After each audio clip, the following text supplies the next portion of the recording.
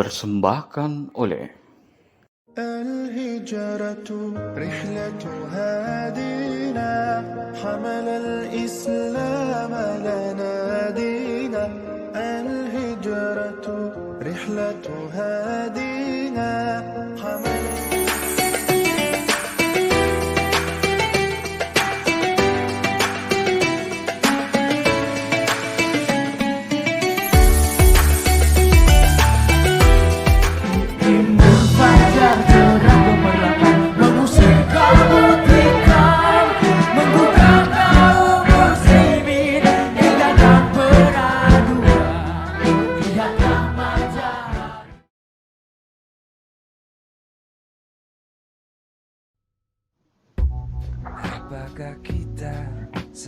Assalamualaikum warahmatullahi wabarakatuh. Bismillah, alhamdulillah, alladzi khalaqna min tin wa ja'alana fi ahsani taqwim. Asyhadu an la ilaha illallah wahdahu la syarika lah wa asyhadu anna Muhammadan abduhu wa rasuluh la nabiyya ba'da. Saudara-saudaraku, pemirsa Mosaik TV, dimanapun Anda berada yang dirahmati Allah. Sejak dulu orang-orang bijak berkata bahwa musuh terbesar manusia tidak lain dan tidak bukan adalah dirinya sendiri. Dan ternyata 14 abad silam Rasulullah SAW sudah menyatakan hal ini. Dalam sebuah hadisnya Rasulullah SAW bersabda, "Afdhalul jihad an yujahada ar-rajulu nafsah wa hawahu." Bahwa jihad paling utama bagi setiap manusia adalah berjihad terhadap dirinya dan hawanya. Hawa, hasrat manusia, personal desire-nya.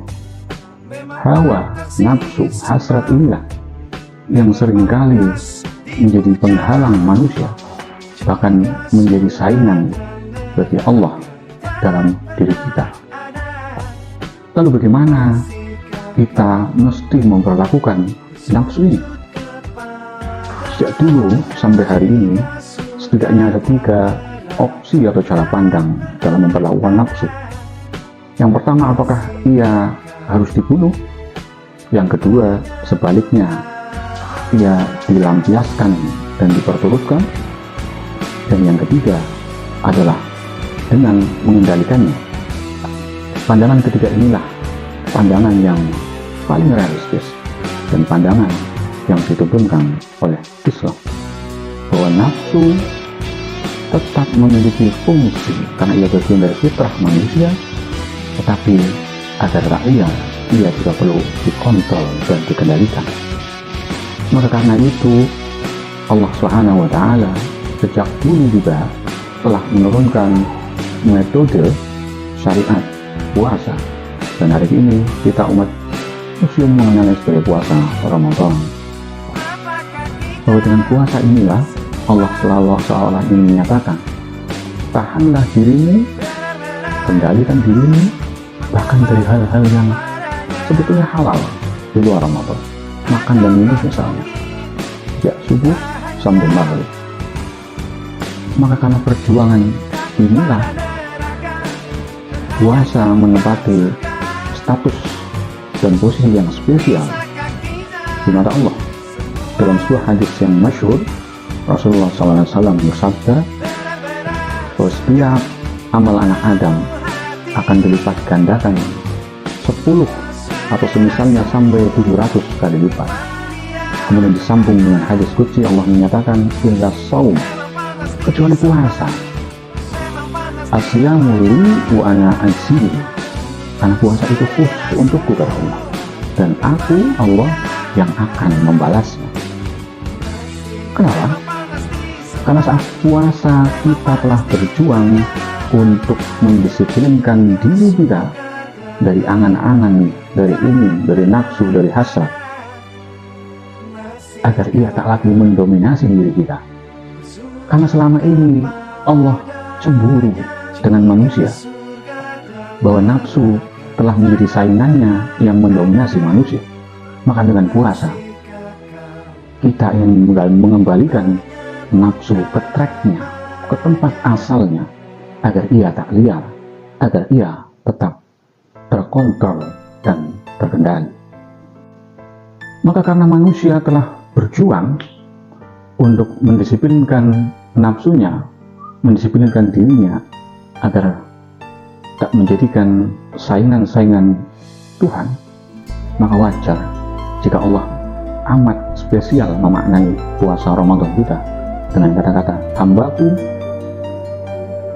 puasa ini khusus untukku dan aku sendiri yang akan membalasnya." Betapa istimewanya. Ada suasana kedekatan dan keintiman dalam ibadah puasa antara kita hamba dengan Allah selaku Rabb kita. Saudara-saudaraku yang dirahmati Allah, maka puasa mengembalikan manusia yang telah mampu mendidik nafsunya untuk menempatkan Allah sebagai zat yang dominan, yang berhak mendominasi diri kita, sehingga setiap perilaku, tindakan kita, ucapan kita, semuanya membuat kita terkenang kepada Allah. Kapan dan dimanapun Allah yang dominan, kapan dan dimanapun Allah saja yang terkenang, kapan dan dimanapun kita mampu menghadirkan Allah. Itulah kualitas takwa. Yang kedua, puasa juga menjadi jalan bagi manusia yang pernah menderita seperti digambarkan oleh terusirnya Adam dari surga ke bumi akibat ketamakan nafsunya, agar kembali ke jalan bahagia seperti halnya saat nenek moyang kita masih mendiami surga. Dan konsep tentang kebahagiaan, prototipe kebahagiaan itu dalam puasa Ramadan sesungguhnya tergambar dari momentum yang sangat sederhana, yakni saat kita berbuka. Ya, saat berbuka, sesederhana apapun menu iftar kita, mungkin hanya segelas teh dan 3 biji kurma, atau bahkan segelas teh dengan 1 potong gorengan, itu sudah amat membuat kita yang telah berpuasa sejak pagi sampai maghrib teramat bahagia. Itulah rumusan bahagia ala Ramadan, bahwa kebahagiaan adalah karena kita telah berjuang untuk menahan diri minimal dari makan dan minum sejak subuh sampai maghrib. Yang kedua, kenapa kita bahagia? Tidak lain dan tidak bukan adalah saat kebutuhan kita kembali terpenuhi setelah sebelumnya selama kurang lebih 14 jam kita tahan diri. Bahwa kebahagiaan akan tercipta saat kebutuhan kita terpenuhi. Maka senikmat, selezat, semenggoda apapun menu takjil yang lainnya yang menuju makan, tetap saja ia tak mampu mengalahkan kenikmatan saat kita pertama kali meneguk segelas teh dan mungkin 3 biji kurma. Kenikmatannya akan berturut. Artinya apa? Artinya bahwa menjadi bahagia ternyata amat sederhana, so simple. Yakni saat kita mampu memenuhi kebutuhan kita. Karena setelah itu bisa jadi adalah nafsu kita, hasrat kita, keinginan dan angan-angan kita yang bisa jadi akan terus merongrong kita, bisa jadi tak pernah akan ada ujungnya, dan bisa jadi tak pernah akan ada puasnya. Yang ketiga, kenapa kita bahagia? Bisa jadi setelah kita berjuang untuk menahan diri agar tidak makan dan minum, dan terutama dari hal-hal lain yang bisa menyusutkan nilai ibadah kita, kemudian kita telah memenuhi kembali kebutuhan kita sewajarnya tanpa berlebihan. Saat itulah kita sedang mengundang hadirkan kualitas keberkahan, kualitas ketenangan dan ketentraman, kualitas kebahagiaan. Dan ternyata kebahagiaan ini, kebahagiaan bagi orang-orang yang berpuasa, telah digaransi oleh Rasulullah SAW dalam hadisnya yang masyhur. Lisa'imi farhatan, farhatun inda fitr wa farhatun inda liqa'a rabbi. Bahwa bagi orang yang berpuasa ada 2 kebahagiaan. Yang pertama saat ia berbuka, dan yang kedua saat ia berjumpa dengan Rabb-nya kelak. Maka tak heran, karena jaminan Rasulullah ini, seburuk apapun kualitas puasa kita, Bahkan meski mungkin selama pagi sampai petang kita hanya diisi dengan tidur, atau mungkin mohon maaf jika puasa kita masih diisi dengan perbuatan-perbuatan riba, berkata kotor, berkata jorok dan sebagainya, tetap saja ketika waktu berbuka kita menjadi amat bahagia. Itulah jaminan kebahagiaan bagi orang yang berpuasa.